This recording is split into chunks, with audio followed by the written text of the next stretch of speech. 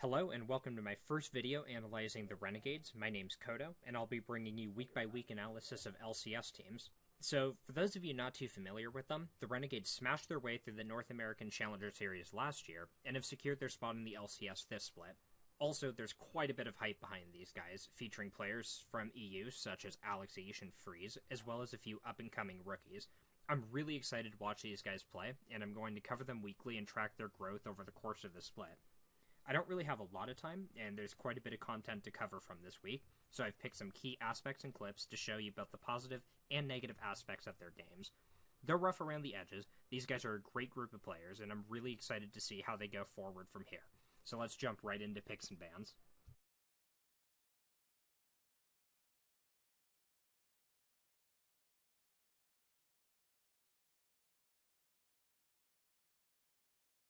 As far as picks and bans go, I think they drafted pretty well. They had a solid team comp in both games, despite losing to NRG.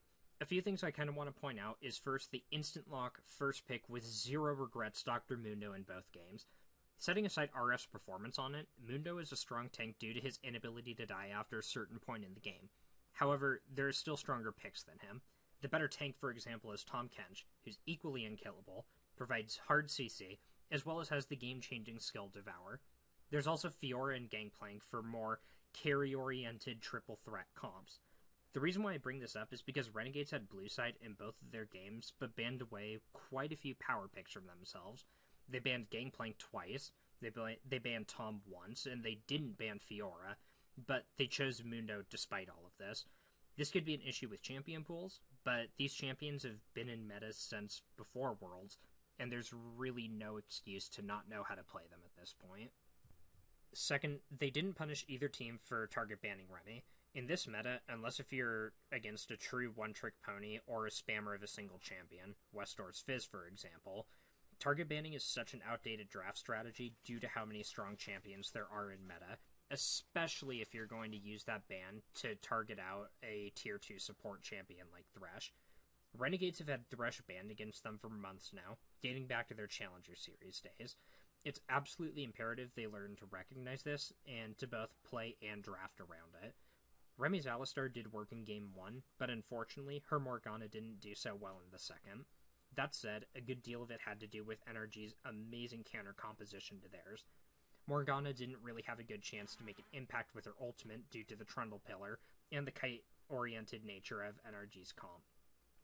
That said, the better picks here would have been Bard, which provides long-range pick, or Trundle, which could have kept Ahri and Fiora off the backline and denied a centerpiece to NRG's comp. RF is a great mechanical player, and I think they should really try to put him on more mechanically intensive carry-type champions, such as Gangplank and Fiora, and not necessarily on tanks unless if they're going to throw a Tahm Kench at him, which is just an easy champion to peel with.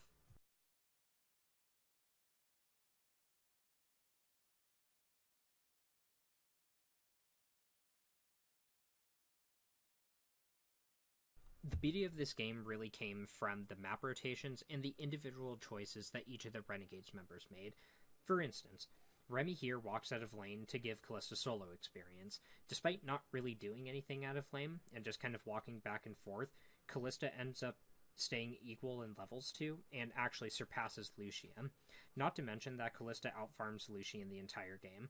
The level 2 Kalista can push the wave quickly to the tower to get the 4-man tower push rolling, which brings us to the next clip of more map rotations from Mundo. Here, Mundo makes an excellent choice to rotate after spotting the Lucian freezing bot lane solo. Mundo doesn't back, but instead walks all the way to top lane from bot lane, through his jungle, to avoid being spotted out by Team Liquid, and to give Kalista enough time to start setting up the wave to push to the tower. Instead of a tower, they actually find first blood on the Janna after a fantastically coordinated dive. At this point, Kalista is still outfarming Lucian, and Renegades don't lose anything for it in return due to the unexpected nature of the rotation.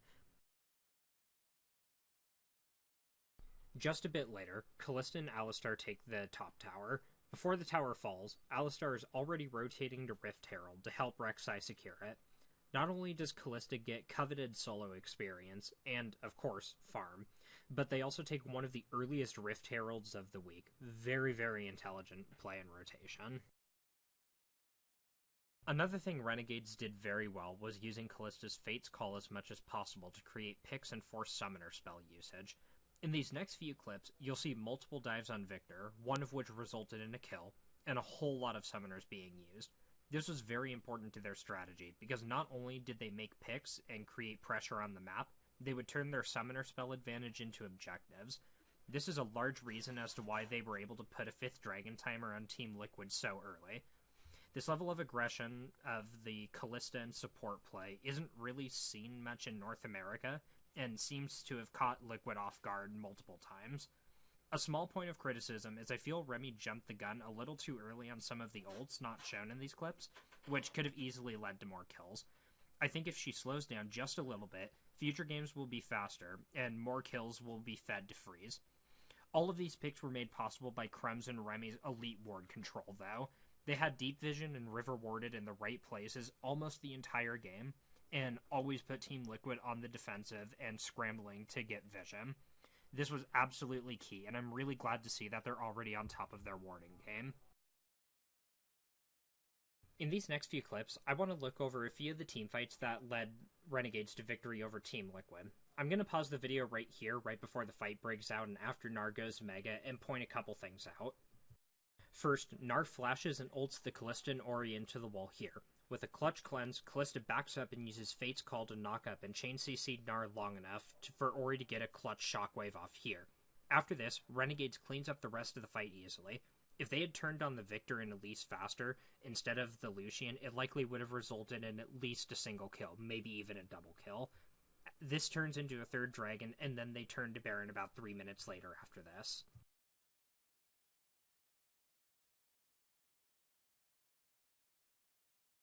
And here's the Baron 3 minutes later. A late Mundo flank forces Team Liquid to turn on him while Gnar dives solo. A fantastic Fate's Call to zone out the rest of the team from helping turns what could have been a team fight into a series of catches while Team Liquid retreats. This Baron was a turning point as it marked the first of 4 Barons that Renegades took that game, the mid inhibitor, and it also caused them to slightly throw, like you'll see in this next clip. After taking the mid inhib, Renegades rotate down to try to dive the Lucian and Victor. I'm not sure why they would make such a risky play, considering Piglet and Phoenix are by far the 2 best members of Team Liquid. Anyway, Lucian triple kills, and they lose 3 of their Baron buffs right there. Alex's decision to come back in was pretty cringeworthy as well. Unfortunately, this is one of the few bad fights that Renegades actually had. After staying on the Baron too long, they were basically forced into fight by the pursuing Team Liquid. I'm going to pause the video in just a few seconds to kind of show how, in my opinion, Renegades could have won the fight, but they messed up in a couple positional situations. After Gnar jumps, Orianna moves her ball to reposition it. Then, she moves it back into the choke point to set up an enormous shockwave. Freeze, unfortunately, was zoned out during the fight, and even more so once Rek'Sai tunneled over the wall. After that, their fate was sealed when Gnar gets off an enormous ult into a Victor combo. After the Renegades melts, Team Liquid turns their new advantage into an inhibitor. If Ori had first moved the ball into the choke point instead of onto Gnar, she would have set up a huge unavoidable burst combo on 4 members. Additionally, if Rek'Sai didn't go over the wall, not only would he not have been stunned by the Gnar ult, Freeze would have had the freedom to free Otto to his heart's content.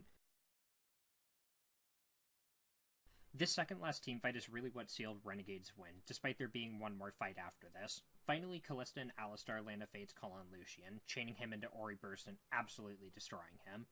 After good peeling, the fight is won, and Renegades take down 2 inhibitors and a Nexus turret for it. From this game overall, they played very well in the first 35 minutes and started to choke a bit after being overconfident in the bot T2 dive. That said, this game is also extremely promising in the sense where it shows that Renegades have some sort of a grasp on high-level macro rotations and fantastic objective control, only dropping 2 dragons to Team Liquid the entire game, and that was after 35 minutes. If they slow down and keep grinding out and practicing rotations and work to close out games, I think they have the potential to place top 5 in the LCS this split.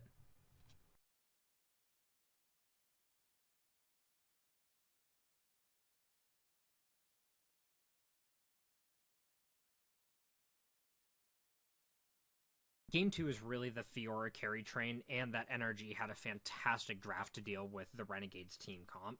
Fiora goes absolutely insane and is out of control by 9 minutes. Unfortunately, there's no real point in the game that the Renegades could deal with her, and getting out of a 2v1 with a kill, for instance, is a great example. She then goes bot and split pushes the rest of the game. She gets multiple solo kills, and even when she does die and the Renegades do expend resources on her, NRG responds with taking an objective somewhere else on the map. Impact really came out big this game, and the Renegades definitely weren't prepared for it. I'm going to wrap this back to my point about picks and bans. Mundo's strong, no doubt about it, but pales in comparison, in my humble opinion, to max percent health true damage. I mean, for God's sake, RF played in Italy. I think he's more than capable enough mechanically to play Fiora. As long as he keeps a level-headed mindset and doesn't go for overly risky plays, I think he would stomp with Fiora. Oh, and Gangplank. Never forget about Gangplank. I also mentioned NRG's fantastic draft. I chose this teamfight since it really ended the game after this for all intents and purposes, and really shows how effective of a comp this was. Renegades tries to push into NRG and chase them, but a fantastic pillar from Trundle splits Rise from the rest. Rek'Sai, Morg, and Mundo all walk between the pillar and the wall here, setting Morg up for a full combo from Ahri. Unfortunately, Lucian thinks Ahri is going to burst him and uses his dash here preemptively to avoid the burst. In the end, this kills him, since he couldn't get over the wall to escape from the Fiora. In the aftermath of the fight, Rek'Sai attempts to take Dragon. He should have seen the Kalista farming in the mid lane and assumed that it wasn't very safe. It was a pretty greedy play, but understandable, and he was trying to out-mind game them. Shortly after this, despite a valiant effort from Alexish, Renegades loses to NRG. This match was really lost in champ select in my opinion. Trundle, Ahri, and Elise stopped all engagement opportunity, and Fiora was absolutely unstoppable, and Renegades didn't really have the tools to deal with her.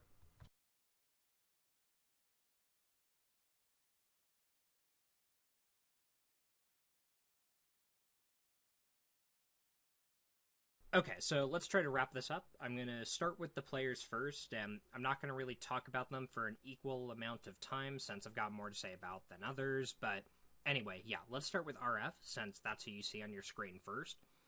Like I've been saying, I think RF is a good mechanical player and could be a great mechanical player.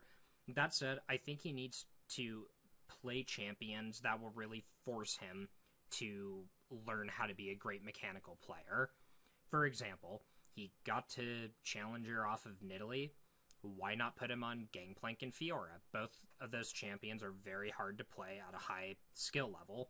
However, since the meta is more shifting towards these hyper tanks, Mundo is obviously not working out so well, even going back and analyzing the play, more specifically Game 1 instead of Game 2, since he just got dumpstered by Fiora in the second game.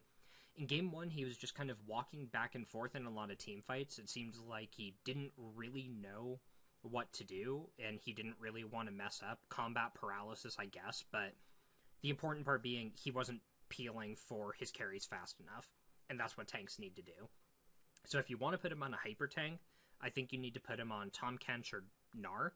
Both of these are, once again, hard to play at a high skill level. Gnar, because obviously you've got the rage to manage, you've got the engage to think about, when to peel, when to dive, etc., etc. And Tahm Kench, because it's all very reactionary. You have to know when to devour, you have to know when to stun, etc., etc. Anyway, I think these champions will work a lot better for RF, and not to mention, it'll just round out the draft strategy in general for Renegades, I believe. Okay, so let's move on to Crumbs. Like I said before, macro play, fantastic. Warding, rotations, objective control, shot calling, etc., etc. Very, very good, along with Remy's. Now, more of the problem that I'm seeing is mechanical play. He made some questionable mechanical calls in team fights. One of them specifically being when he tunneled over the wall and just got Gnar ulted instead of peeling for Freeze, where Freeze could have got free autos off on 4 people stacked up into a fat Orianna ult. But these are little things that can be worked on, and I'm sure will be worked on and addressed over time. But more importantly, the macro play is exactly what this team needs, and this is exactly the kind of thing that will make them great. And so I'm really glad to see that Crumbs is kind of leading everyone in this macro rotation. Fantastic. Okay, now on to Alex H. So on mages, once again, he's just fantastic from what I can see. All of his shockwaves were absolutely on point.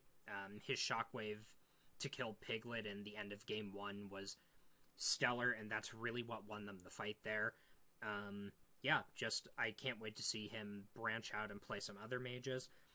One thing that I may be able to critique him on, and like I said, I need to see him play more games this year, is just paying attention to the mechanical intricacies of a champion. For example, when he got solo kill bot by the Fiora in game 2, he popped his passive really, really early, and he was actually out of range and didn't get all of the maximum damage off he possibly could on the Fiora, otherwise he would have killed her. If he would have saved it for a little while longer or managed his cooldowns a little bit better, like I said, probably could have killed her. It's a small point overall, but one that should be taken into consideration.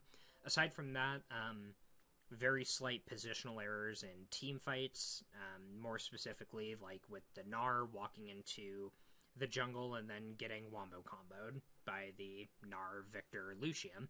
But it happens, and I can't wait to see more of this guy play. Okay, and now we go on to Freeze. I don't really know what to say about this guy other than he played his ass off. On point cleanses that really saved them the game, or rather saved them from losing. Massive damage, fantastic mechanics. I guess the one thing that I can critique him on is misjudging the Ahri burst onto him, and he dashed out of the ways and ended up dying because he didn't have his cooldown up, but that's not really something you can critique someone for. Anyway, that aside, like I said, fantastic mechanics, and definitely one of the best Western AD carries, despite AD carry being a fairly plug-and-play position at the moment. I think if Renegades has a true hard carry on their team, Freeze is your guy. And finally, we get to Remy. Remy has honestly really impressed me. I didn't really know much about her going into this, but her macro play and rotations, very, very good. She's all over the map. She's roaming with her AD carry. She's roaming with her jungler. She's deep warding. Stellar. It was beautiful to watch.